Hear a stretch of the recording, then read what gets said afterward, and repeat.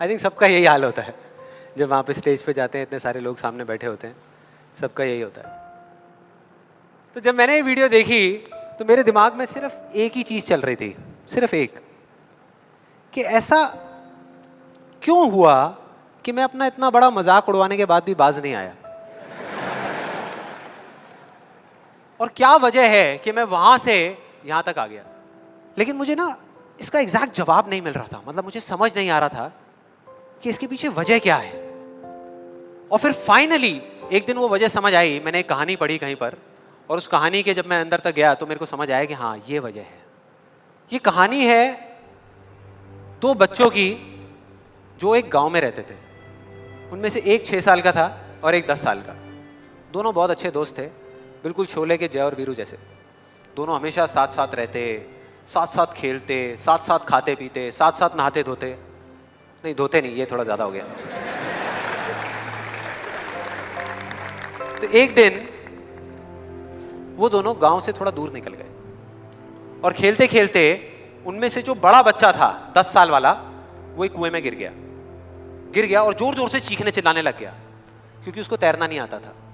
अब जो दूसरा बच्चा था छोटा सा 6 साल का, उसने अपने आसपास में देखा और उसको कोई नजर नहीं आया, उसको कोई नहीं दिखा जिसको कि वो बुला सके हेल्प के लिए। और फिर उसकी नजर पड़ी एक बाल्टी पे जिस पे एक रस्सी बंधी हुई थी। उसने एक सेकंड भी वेस्ट नहीं किया, उस बाल्टी को उठा करके कुएं में फेंक दिया और अपने दोस्त को बोला कि पकड़ ले इसको। उसके दोस्त ने पकड़ा और वो अपनी पूरी ताकत लगा करके पागलों की तरह उसको खींचने लगा।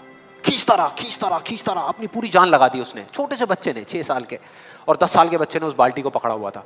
खींचता रहा और तब तक नहीं रुका जब तक उसने अपने दोस्त को बचा नहीं लिया, जब तक वो बाहर नहीं आ गया। अब यहां तक तो ठीक था, यहां तक तो ये कहानी समझ आती है। लेकिन हुआ क्या कि जैसे ही ये दो बच्चे जब दोनों एक हो गए, जब बाहर आए और आकर के गले मिल रहे, रो रहे और खुश हो रहे, एक तरफ से उनको डर भी लग रहा था। डर था कि अब गांव जाएंगे तो बहुत पिटाई होगी जब उनको बताएंगे कि ऐसे हम कुएं में गिर गए और ये सब चीजें हुई। लेकिन मजे की बात, ऐसा कुछ भी नहीं हुआ। वो जब गांव गए और जा करके उन्होंने अपने घर वालों को बताया, बाकी गांव वालों को बताया, तो किसी ने विश्वास नहीं किया, पूरे गांव वालों ने। और वो अपनी जगह बिल्कुल ठीक थे क्योंकि उस बच्चे में इतनी ताकत भी नहीं थी कि वो एक बाल्टी पानी से भरी हुई वो उठा सके। तो इतने बड़े बच्चे को इतनी ऊपर खींचना तो बहुत दूर की बात है।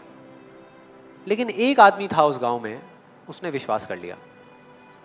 उनको सब रहीम चाचा कहते थे, उस गांव के सबसे समझदार बुजुर्गों में से एक।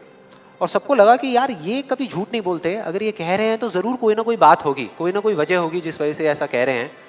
और फिर सारे गांव वाले इकट्ठे होकर के उनके पास में गए और जा करके बोले कि देखो जी, हमें तो कुछ समझ आ नहीं रहा, आप ही बता दो कि ऐसा कैसे हो सकता है। तो उनको हंसी आ गई। वो बोले कि यार इसमें मैं क्या बताऊं, वो बच्चा बता तो रहा है उसने कैसे किया। बाल्टी को उठा करके कुएं में फेंका, उसके दोस्त ने बाल्टी को पकड़ा, उसने रस्सी को खींचा और अपने दोस्त को बचा लिया। तो आपको पता तो है उसने कैसे किया, बच्चा बता तो रहा है, इसमें मैं क्या बताऊं। तो सारे गांव वाले उनकी शक्ल देख रहे। फिर कुछ देर बाद वो बोले कि सवाल ये नहीं है कि वो छोटा सा बच्चा ये कैसे कर पाया, सवाल ये है कि वो ये क्यों कर पाया, कि उसके अंदर इतनी ताकत कहां से आई है। और बोले इसका सिर्फ एक जवाब है, सिर्फ एक, कि जिस वक्त उस बच्चे ने ये किया, उस टाइम पे उस जगह पर दूर दूर तक कोई नहीं था उस बच्चे को ये बताने वाला कि तू ये नहीं कर सकता।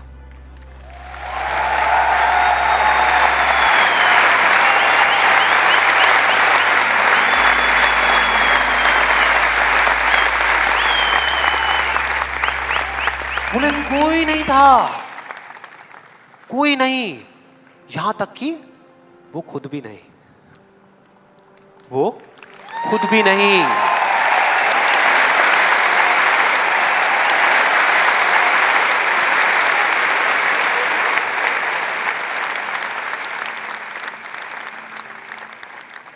अब मैं आप लोगों से पूछता हूं कि अगर कुछ ऐसा हो जाए, अगर आपको भी उस बच्चे की तरह किसी की आवाज सुनाई ना दे जो आवाजें आपको रोकती है, ना किसी और की ना अपनी, तो क्या होगा?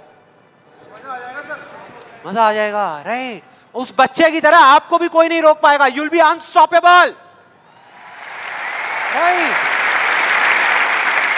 यस और नो, यस और नो, यस और नो।